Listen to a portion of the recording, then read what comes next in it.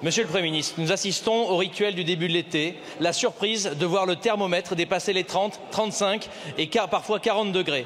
Mais la seule surprise avec cette chaleur, c'est qu'elle vous surprenne encore. Qui aurait pu prédire, disait le président de la République?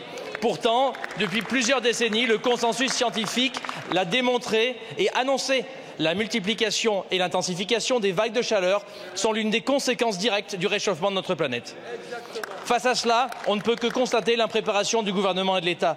Alors que Météo France nous alertait depuis la semaine dernière sur les vagues de chaleur, pourquoi a-t-il fallu attendre dimanche soir pour qu'une cellule interministérielle de crise soit convoquée? Mais ce n'est pas seulement une crise, on ne peut plus se contenter des appels à rester chez soi et à boire de l'eau. Notre pays a besoin d'une adaptation structurelle et transformationnelle face aux canicules.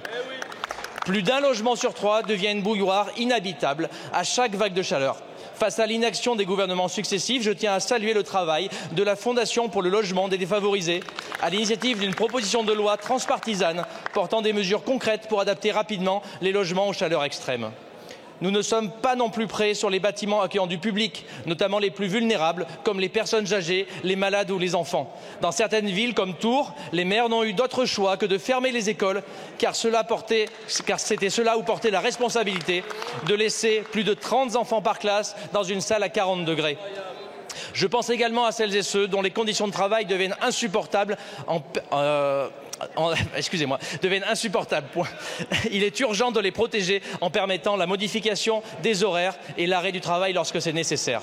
Je ne rentrerai pas dans le détail des nombreux trains annulés aujourd'hui, tels que la ligne Paris-Clermont que je connais bien, ou encore des centrales nucléaires arrêtées.